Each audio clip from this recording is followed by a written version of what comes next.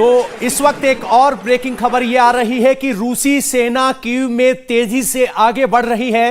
रूसी सैनिकों ने सीसीटीवी कैमरों को बंद किया है। सैन्य ठिकानों के मूवमेंट को छिपाने के लिए सीसीटीवी कब्जे में ले लिया है।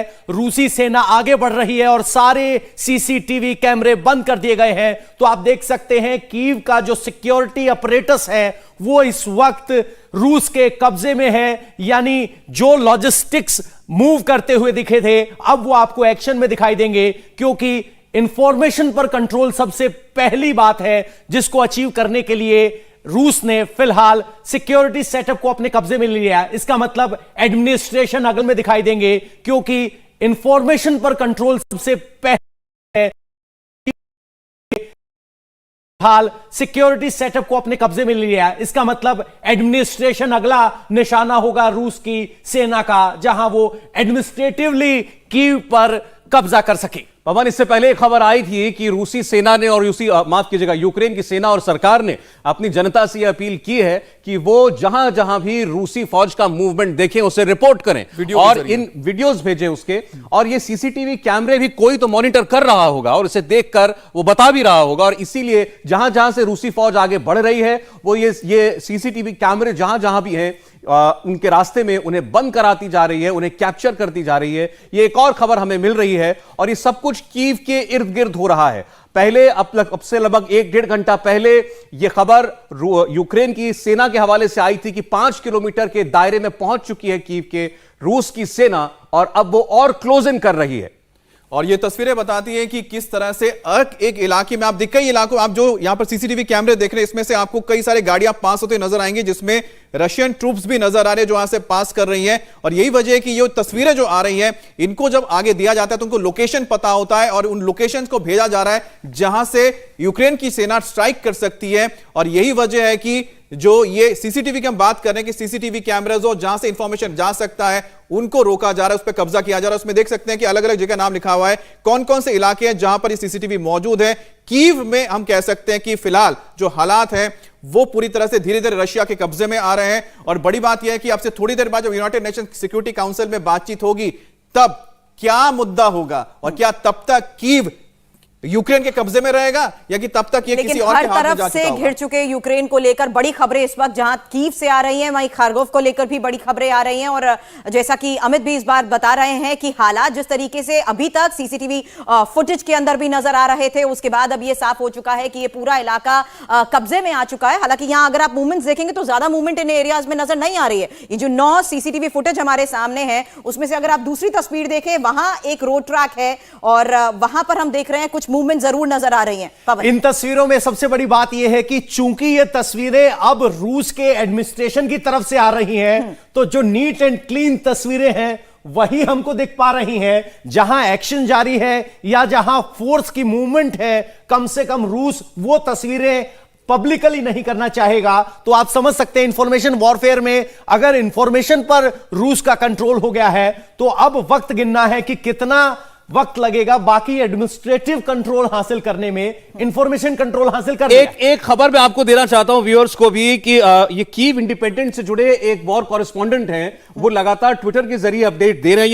ये कीव के अंदर मौजूद है इस वक्त, और उन्होंने खबर ये डाली है कि हॉस्टमल एयरफील्ड जो है उसका रनवे डैमेज हो गया है। तो जब आप बात कर रहे थे बेलारूस से जो उड़कर के एयरबोर्न फोर्सेस आ रही हैं वो लैंड नहीं कर पा रही हैं, इसका मतलब उन्हें अब उनका कहना है कि इन्हें बेलारूस के रास्ते होते हुए चेरनिव से होकर कीव तक पहुंचना है। अच्छा, मैं इसमें जोड़ देता हूं कि हॉस्टमल की हम जो जिक्र कर रहे थे इस पर लगातार लड़ाई चल रही थी। कल यहां पर पैराट्रूपर्स उतारे गए थे रशिया के और उन्होंने कब्जा कर लिया था, जिसके बाद यूक्रेन ने उस पर अटैक किया, फिर वापस अपने कब्जे में लिया और आज फिर से रशिया ने उसको अपने कब्जे में ले लिया है। क्योंकि इस एयरबेस की सबसे बड़ी खासियत यह है कि यहां पर सारे ट्रांसपोर्ट एयरक्राफ्ट रहते हैं और जिसमें एंटोनोव कंपनी है उनका ये एयरपोर्ट है और यहां पर मिलिट्री एयरक्राफ्ट भी रहते हैं। अब जो हम कह रहे हैं कि बेलारूस से 6 IL-76 उड़ने उड़ान भरी, उसमें पैराट्रूपर्स हैं, उनको हो सकता है पैराड्रॉप किया जाए और दूसरा ऑप्शन उनके पास है जो कीव में इंटरनेशनल एयरपोर्ट है, वहां पर भी वो लैंड कर सकते हैं।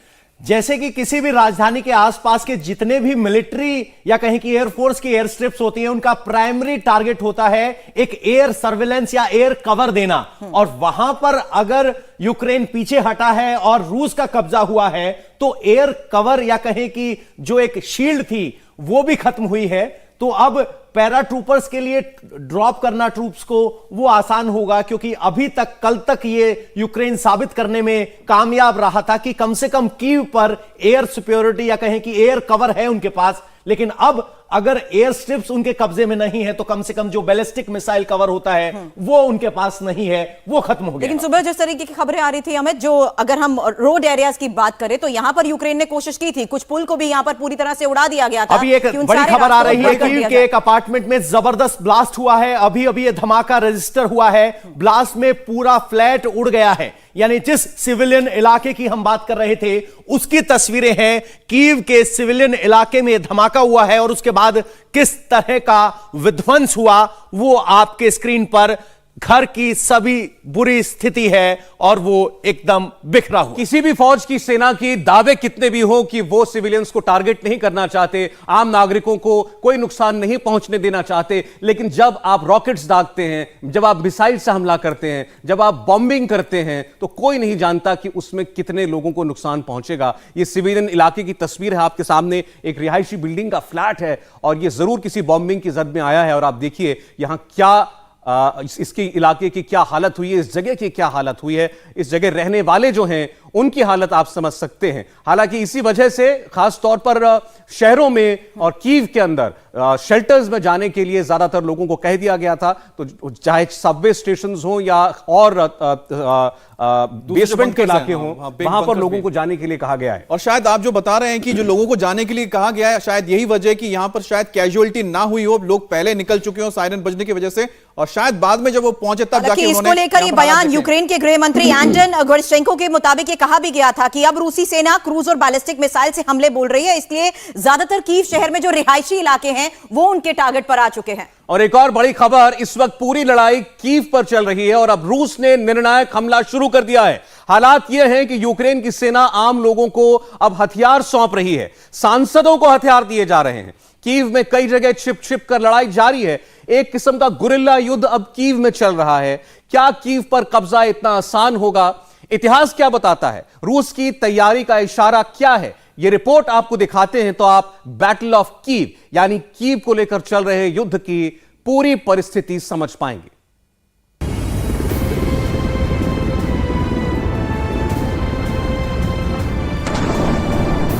कैपिटल कीव हाथ से गया तो समझो यूक्रेन पुतिन की मुट्ठी में आ गया।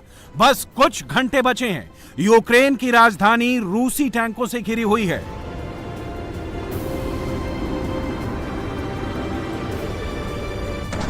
और बारी है एक ऐसी अर्बन वॉर यानी शहरी जंग की, जिसमें अगर टक्कर बराबरी की हुई तो कीव शहर में लाखों लाशें बिछ सकती हैं। अब वो तस्वीरें देखिए जिसमें यूक्रेन की फौज ने उन रास्तों को तबाह कर दिया है जहां से रूसी फौजों और टैंक कीव शहर में एंटर कर सकते हैं। कई सड़कों और पुलों को उड़ा दिया गया है ताकि रूसी सेना की रफ्तार धीरे हो जाए। लेकिन रूसी टैंक और स्पेशल फोर्स इस वक्त कीव के आसपास फैले हुए हैं, इसलिए पुतिन की नजर इस वक्त सिर्फ यूक्रेन की राजधानी कीव पर है। राजधानी कीव पर कब्जे का मतलब है पूरे यूक्रेन पर रूस का कब्जा। रूस सबसे पहले प्रेसिडेंट हाउस पर कब्जा करना चाहेगा। कीव में यूक्रेन की संसद उसके टारगेट पर होगी। तमाम मिनिस्ट्री और सरकार की इमारतों पर रूस के कब्जे का मतलब होगा यूक्रेन पुतिन की मुट्ठी में होगा। कीव को लेकर पूरा ऑपरेशन या कहें कि जंग कितनी खतरनाक हो सकती है, इसका अंदाजा इन तस्वीरों से लगाया जा सकता है। इस वक्त यूक्रेन पर बड़े पैमाने पर रूसी बमबारी हो रही है। यूक्रेन के नक्शे पर कीव को देखिए, यहां आसपास किन किन शहरों को रूस ने अपने टारगेट पर लिया हुआ है वो देखिए।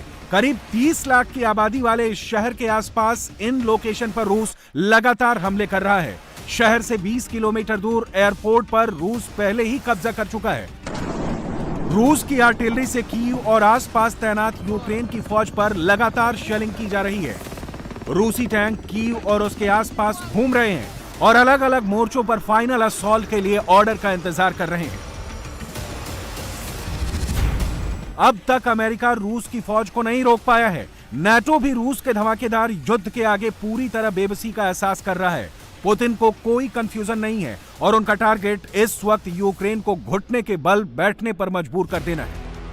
इसके लिए पुतिन ने यूक्रेन की राजधानी को सबसे बड़ा टारगेट बना लिया है। पूरी लड़ाई इस वक्त कीव की है। कीव पर कब्जा मतलब यूक्रेन पर कब्जा। सवाल है कि क्या राजधानी कीव रूस की सेना के लिए केक वॉक साबित होगी? बैटल ऑफ कीव होगी तो क्या राजधानी उसी तरह ढह जाएगी जैसे 1941 में हुआ था? 1941 के द्वितीय विश्व युद्ध के दौरान जब कीव सोवियत संघ का हिस्सा था, तब इस शहर पर कब्जे के लिए जर्मन फौज ने बड़ा हमला किया था। तब रूसी या सोवियत फौज कीव को डिफेंड कर रही थी और तब ऐसी जंग हुई थी जिसमें सोवियत संघ ने सबसे बड़ा नुकसान उठाया था और वो कीव को जर्मन फौज से बचाने में नाकाम रही थी। 1941 में 1.5 महीने तक कीव शहर में चले इस जंग में 7 लाख से ज्यादा रूसी फौजी मारे गए थे। जर्मनी का कीव पर कब्जा हुआ था, उसके 60,000 से ज्यादा फौजी मारे गए थे। अब देखते हैं कि 2022 में कीव किस तबाही की तरफ बढ़ता नजर आ रहा है। यह कीव में एक रिहायशी इमारत है जो बमबारी में ऐसे तबाह हुई है। यहां करीब 150 लोगों को बमबारी से ऐन वक्त पहले निकाला गया, लेकिन फिर भी 8 लोग घायल हो गए। आर्टिलरी के धमाकों, हवाई बमबारी और टैंकों की तरफ से हो रहे हमलों में कीव को इस वक्त रूस का सबसे बड़ा टारगेट बना दिया है। आज रूस की फौज ने कीव को घेरा हुआ है और यूक्रेन की फौज अपनी राजधानी को डिफेंड कर रही है। क्या यह लड़ाई 1941 से भी खतरनाक होगी या यूक्रेन की फौज बिना लड़े सरेंडर कर देगी? क्योंकि रूस की फायर पावर बहुत ज्यादा है। रूस के टैंक कीव को घेरे हुए हैं। रूस की बख्तरबंद गाड़ियां हैं, उसके टैंक हैं जो कीव के युद्ध में बहुत बड़ी भूमिका निभाने जा रहे हैं। अब तक यूक्रेन की फौज उन्हें बॉर्डर पर रोकने में नाकाम रही है। इस वक्त रूस यूक्रेन में कौन कौन से बड़े हथियार लेकर आगे बढ़ रहा है वो देखिए। रूस ने अपने 3 टैंक हमले में शामिल किए हैं। T-90 भी है, T-72 भी है और T-80 भी है। ये तीनों यूक्रेन में मिलिट्री ऑपरेशन में शामिल हैं। इनमें T-90 सबसे आधुनिक है और वही सबसे ज्यादा तादाद में भी है। रूस के इस टैंक पावर का काउंटर करने के लिए यूक्रेन के फौजी अमेरिका और नाटो से मिली जैवलिन मिसाइल से लैस हैं। वो अब तक कई रूसी टैंकों और बख्तरबंद गाड़ियों को जैवलिन मिसाइल से निशाना बना चुके हैं। ये धुआं बता रहा है कि जैवलिन मिसाइल से यूक्रेन ने इस मैदान के आसपास कितने रूसी टैंकों या बख्तरबंद गाड़ियों को उड़ा दिया है। ये रूसी बीएमपी मैकेनाइज्ड इन्फेंट्री का हिस्सा है जो सैनिकों को मोर्चे तक ले जाती है। ये बख्तरबंद गाड़ी भी जैवलिन मिसाइल का शिकार बनी है। जैवलिन कैसी मिसाइल है वो देखिए। जैवलिन मिसाइल 4 किलोमीटर की दूरी तक 75 सेंटीमीटर मोटी बख्तर को भी भेज सकती है। जैवलिन अमेरिका में बनी सबसे आधुनिक एंटी टैंक गाइडेड मिसाइल है। यह anti tank guided missile system Estonia के रास्ते यूक्रेन को मिली है। इस वक्त रूसी टैंक्स को रोकने के लिए यूक्रेन के आसपास यही सबसे बड़ा हथियार है और अगर जंग लंबी खिंची तो यूक्रेन गुरिल्ला युद्ध वाली टैक्टिक्स इस्तेमाल करेगा और तब ऐसी ही मिसाइल इस्तेमाल की जाएंगी। लेकिन फिलहाल लड़ाई कीव को लेकर हो रही है और ये बहुत घातक होने जा रही है। इंडिया टीवी हर वक्त हर जगह डाउनलोड करने के लिए सर्च करें India TV news Google play store या ऐप स्टोर पर।